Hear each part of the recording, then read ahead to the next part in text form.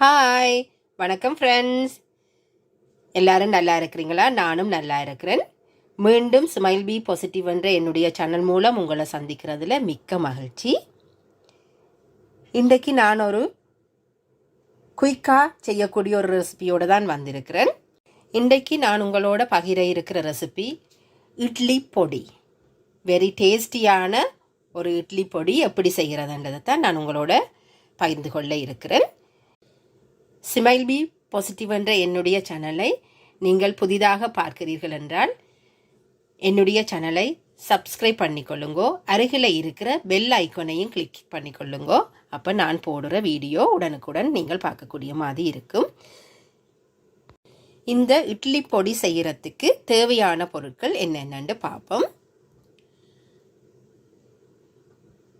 1/2 cup கடலைப்பருப்பு, 1/2 cup உளுத்தம்பருப்பு, இதில் முழு உளுந்து தான் நான் எடுத்திருக்கிறேன்.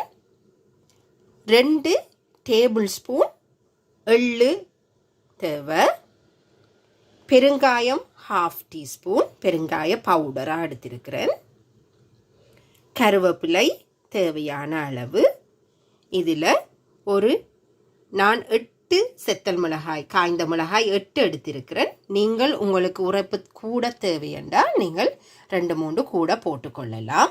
அதுக்கு உங்களுக்கு தேவையான அளவு உப்பும் கூட சேர்த்து கொள்ளுங்கோ. இப்போ அடுப்பில் வாயகன்ற தட்டையான அடிப்பகுதியை கொண்ட ஒரு பாத்திரத்தில் நாங்கள் எடுத்து வைத்திருக்கிற கடலைப்பருப்பை முதல்ல சூடு பண்ணி கொஞ்சம் சிவக்க வறுத்து எடுக்க வேணும்.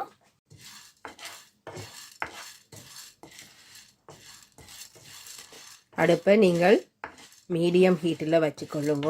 இல்லையண்டா இது கூடுதலாக நிறம் மாறி ப்ரௌன் கலருக்கு வந்துவிடும். சுவையும் மாறுபட்டும். ஆனபடியாக ஒரு அளவான ஒரு பொன்னிறம் வரைக்கே நீங்கள் இருக்கக்கூடிய மாதிரி இருக்க வேணும்.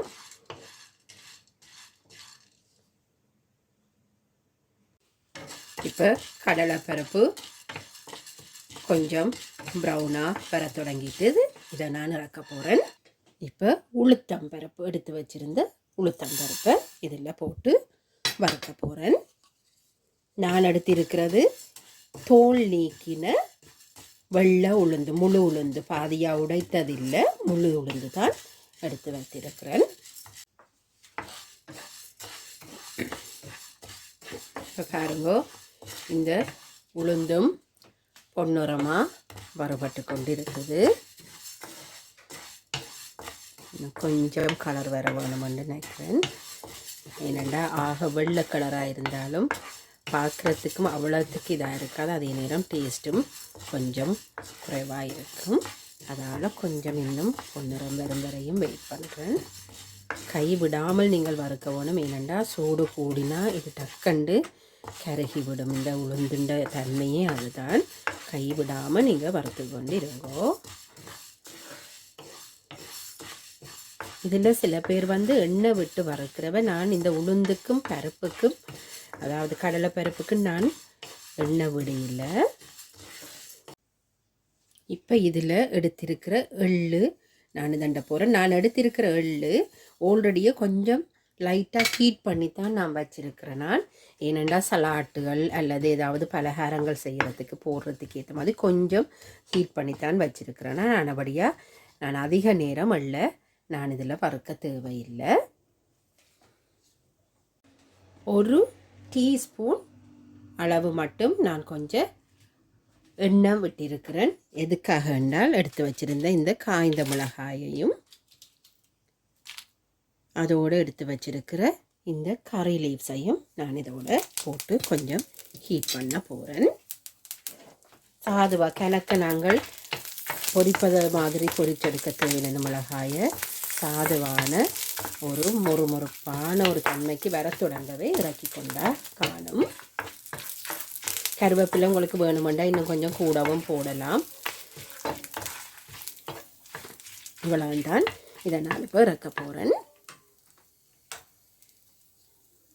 இதில் இப்போ நாங்கள் முதல் வறுத்த கடலைப்பருப்பு, உளுத்தம்பருப்பு, மற்றது எள்ளு, இந்த காய்ந்த மிளகாய், கருவேப்பிலை இதெல்லாம் இப்படியே போட்டு கொஞ்சம் பரவி நல்லா ஆற வேணும். இது நல்லா ஆறினதுக்கு பிறகு தான் நாங்கள் மிக்சியில் போட்டு அடித்து எடுக்க வேணும்.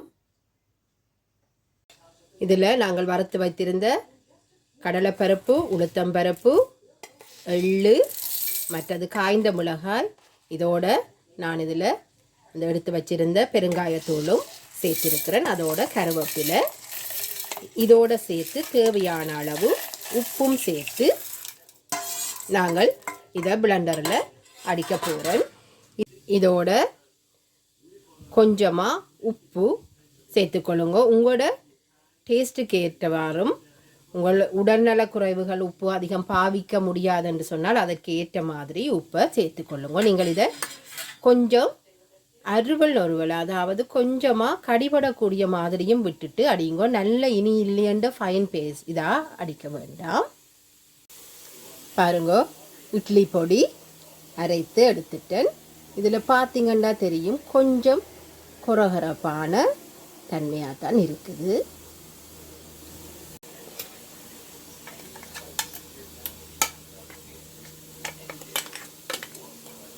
அரைத்த இந்த இட்லி பொடியை நான் இந்த தட்டையான ஒரு தட்டில் இப்படி கொஞ்சம் கரண்டியால் பரவி இதை ஒரு கொஞ்ச நேரம் ஆற விட போகிறோம். ஏனென்றால் நாங்கள் மிக்சியில் அரைக்க ஒரு சூடொண்டு வரும். அதோடு நாங்கள் போத்தில் போட்டு வைக்கக்கூடாது. அதால் கொஞ்சம் ஆற விட்டுட்டு நல்லா ஆறினதுடனே எடுத்து ஏர் டைட் ஒரு கண்டெய்னரில் போட்டு வையுங்கோ. இப்போ நான் செய்த இந்த இட்லி பொடியோட நான் இந்த இட்லியை ஒருக்கா டேஸ்ட் பண்ணி பார்க்க போகிறேன். பாருங்கோ, இட்லியும் நல்ல சாஃப்டாக வந்திருக்குது. இப்போ இந்த இட்லி பொடியோட நான் கொஞ்சம் நல்லெண்ணெய் கொஞ்சம் சேர்த்து அதில் தொட்டு நான் சாப்பிட்டு காட்ட போகிறேன்.